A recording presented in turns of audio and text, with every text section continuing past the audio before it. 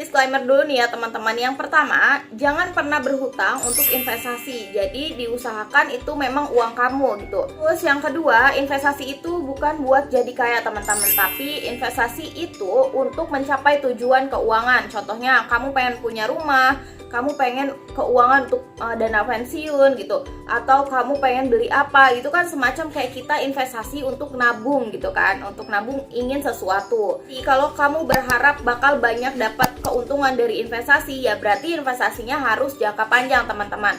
Terus yang ketiga adalah kalian harus menyiapkan keuangan untuk 3 bulan atau 6 bulan ke depan. Jadi diusahakan uang investasi itu tidak diotak-atik teman-teman.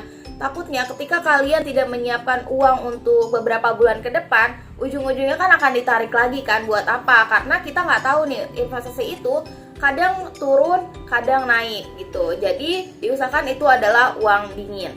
Nih yang terakhir adalah buat teman-teman yang mau gabung di aplikasi Bit ini, jangan lupa pakai kode referral aku ya, namanya Minomi. Makasih teman-teman. Jadi di aplikasi Bibit itu ada fitur yang namanya Bibit Syariah teman-teman. Jadi kalian gak usah khawatir, kalian tinggal aktifkan aja fitur Bibit Syariah itu. Karena nanti yang muncul adalah produk-produk yang memang syariah. Nah terus pertanyaannya adalah, memang reksadana syariah itu apa gitu? Jadi reksadana syariah itu adalah wadah untuk menghimpun dana masyarakat yang nantinya, ini kan dana masyarakat nih, ini wadahnya lah ya. Dana masyarakat masuk yang nantinya sama manajer investasi, ini manajer investasinya bakal dialokasikan ke instrumen-instrumen pasar uang syariah, terus ke surat berharga syariah, baik itu sukuk ataupun saham-saham yang nantinya masuk ke daftar efek syariah teman-teman. Nah, lalu kenapa kok bisa disebut syariah gitu ya? Karena memang sesuai dengan ketentuan dan prinsip-prinsip dalam Islam. Terus juga produk syariah itu selain dengan keuntungannya teman-teman yang diperhatikan, tapi kehalalan dan keberkahannya juga itu mutlak diperhatikan sekali di sini.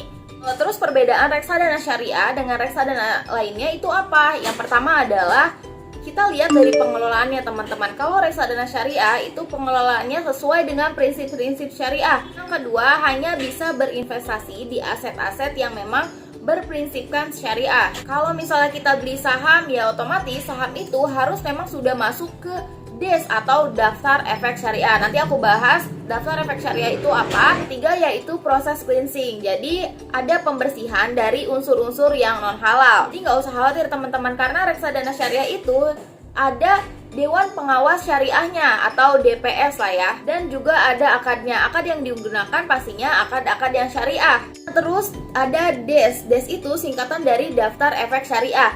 Daftar efek syariah itu teman-teman adalah kumpulan efek-efek yang memang tidak bertentangan dengan prinsip-prinsip syariah di pasar modal. Nah, itu tuh dikeluarinnya sama siapa? Sama OJK. Atau bisa sama pihak lain tapi memang yang ditunjuk sama OJK. Nah, terus gimana caranya agar perusahaan itu masuk ke DES gitu atau daftar efek syariah? Yang pertama adalah perusahaan tersebut tidak boleh atau pekerjaannya nggak boleh bertentangan dengan prinsip-prinsip syariah. Kayak misal perusahaan tersebut adalah yang menjual minuman keras atau perjudian gitu dan lain sebagainya. Kedua yaitu adanya proses cleansing teman-teman.